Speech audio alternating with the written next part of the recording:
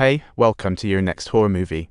Simon stares into the darkness as if he sees some monster about to pop out. Laura waits like she's at a bus stop, feeling uneasy, yelling for her son, but it's like he's entered another dimension.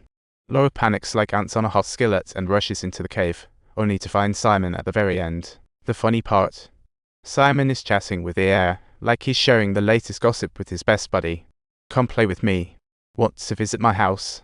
At that moment, Laura shows up and crashes Simon's little party. Laura curiously asks, "Who are you talking to?"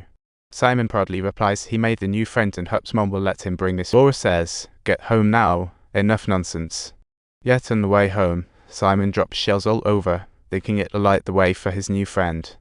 In the afternoon, the rain pours heavily and Mrs. Laura knocks on the door, breaking the calm. She introduces herself as a social worker seeking new treatments for Simon, but Laura argues against it fiercely. Laura declares, "My husband's a doctor. He already knows all the treatments," and shuts her down, leaving the social worker heartbroken. After sending Mrs. Laura away, Laura locks the medical records away like it's treasure, hoping Simon won't find out. Late at night, Laura wakes up from a racket outside, runs out to check, and oh boy, it's that little house causing trouble again. She notices noise in the little house and, like a fearless explorer, saunters right in. The place is a mess and dark as a thunderstorm. Then suddenly a snap hits the social worker again. They stare at each other, awkward like they crashed a party, with the social worker holding a shovel as if hunting for treasures.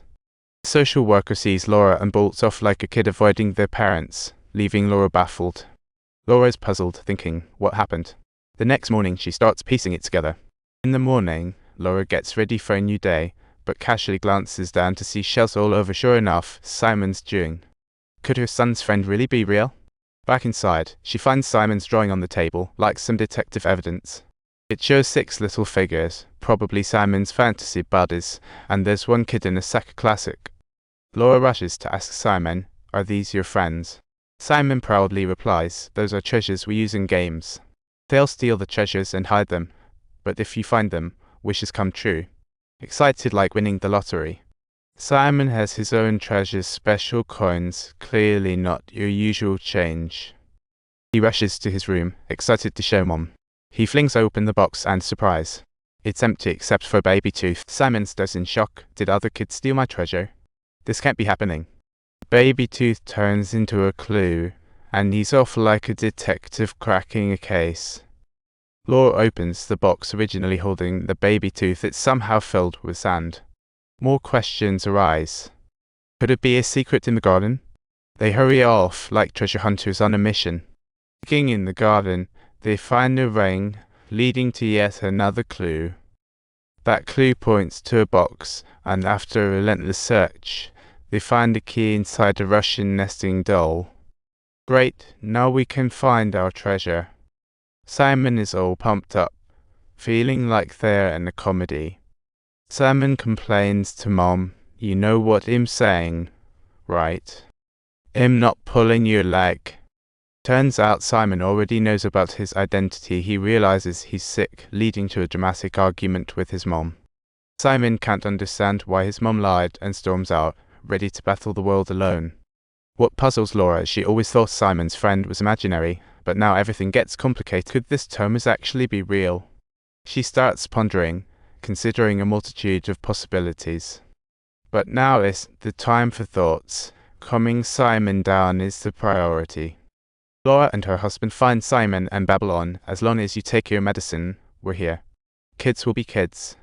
With their persuasion, Simon finally accepts, suddenly back to carefree childhood days. The decor and furniture feel like time travel back, welcoming their new star return. Let's not forget to celebrate. Laura invites many friends to the feast, but Simon acts a bit strange, like a star sizing up the audience. He gazes out the window, muttering, "Lies, they don't love me." A blend of tragedy and comedy. When Laura walks in to take Simon downstairs, he says, "Not now, I want to show you Thomas' little house." Laura shoots back, "You're on the edge of fantasy again, huh? Didn't take your meds today?" She says it's fine to go, but not today, leading to another family squabble unleashed. We have to see Thomas' room. Simon gets so worked up he breaks into song hilarious. He insists, "I know the secret's in your house." Grandma, in her anger, gives him a slap. She quickly regrets it, ultimately agreeing to Simon. Fine, don't want to join, don't. At the feast, there are many needy kids and homeless orphans, resembling a warm, big family. Everyone, wearing cartoon masks, chats away like it's a merry carnival, and Laura's just as happy as a kid. If you enjoyed this story, don't forget to subscribe.